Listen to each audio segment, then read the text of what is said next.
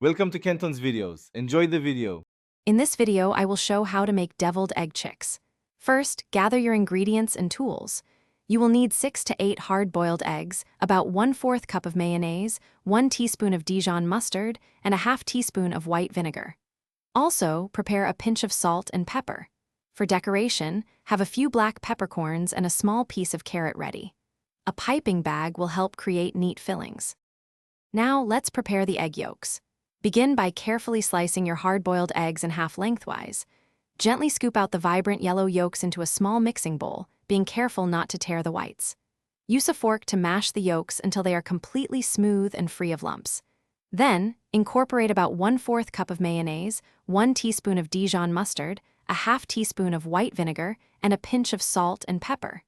Mix until creamy. It's time to assemble our adorable chicks. Spoon the creamy yolk mixture into a piping bag fitted with a round tip. Pipe a generous, rounded mound of the filling into the center of each egg white half.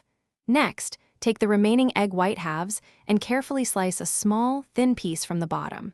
This piece will serve as the chick's hat or head. Gently place these small egg white pieces on top of the piped yolk mixture.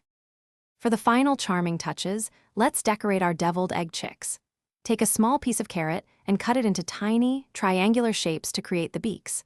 Gently press 1 carrot beak into the yolk mixture on each chick.